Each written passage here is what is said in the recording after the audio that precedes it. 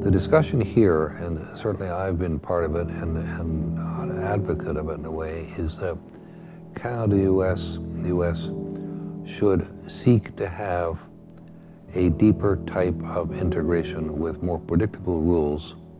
There is a move toward a North American Union. This is not a prelude to a North American Union. The Security and Prosperity Partnership, what some call the North American Union.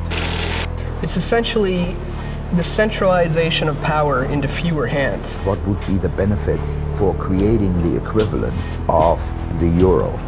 And I had the idea, the inspiration to call it the Amero.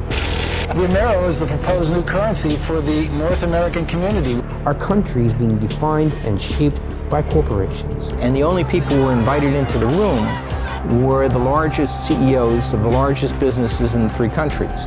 They're working with major companies, harmonizing regulations, they say. The one group that does get a table at the SPP meetings is business leaders. Behind closed doors, they're hatching plans for superhighways, common currencies, customs unions.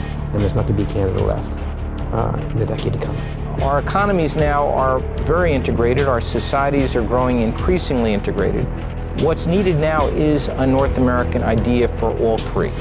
The greatest initiatives have usually originated from some crisis of some sort. When you have incremental damage and it keeps increasing, you can wake up one morning and realize that something has to be done. Well, you get political change of fundamental nature of this sort only if you have a real big earth-shaking event.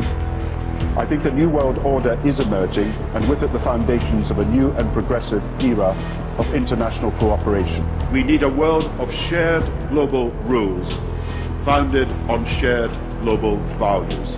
And my hope is that eventually, if there is a major catastrophe, there will be enough people around who will say, well, this may be the time to try out this new idea. You create the disease in order to offer the cure. It's the Hegelian dialectic. And they get all the people prepared to make entirely new decisions and think in entirely new ways that facilitate more plans for more control by the people at the top.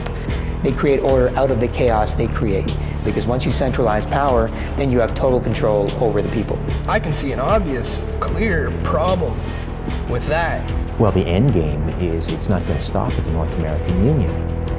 It's going to be one further step along the road to one world government. One world government? Yeah.